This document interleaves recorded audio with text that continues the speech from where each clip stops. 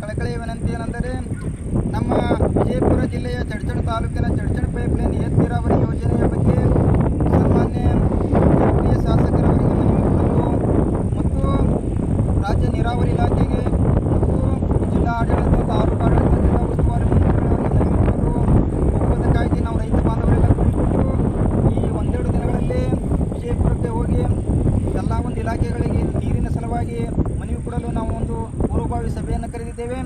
ಆದ್ದರಿಂದ ನಮ್ಮ ಚಡ್ಚಣ ಪೈಪ್ಲೈನ್ ಏತ ನೀರಾವರಿ ಜಾರಿಯಾಗಿ 2013ರಲ್ಲಿ ಜಾರಿಯಾಗಿ ಇಲ್ಲಿಯವರೆಗೆ 11 ವರ್ಷ ಕಳೆದರೂ ಪೂರ್ಣಗೊಂಡಿಲ್ಲ ಮತ್ತು ಸಾಂಕೇತಿಕವಾಗಿ ಜನಪ್ರಿಯ ಶಾಸಕರು ಚಾಲನೆಗೊಂಡು 6 ತಿಂಗಳಾದರೂ ಇಲ್ಲಿವರೆಗೆ ಕೇವಲ 2-3 ಸಲ ನೀರು ಬಂದು ಎಲ್ಲೆಲ್ಲೂ ಹೋಗಿ ಅಲ್ಲಿಗೆ ನಿಂತುಬಿಟ್ಟಿದೆ.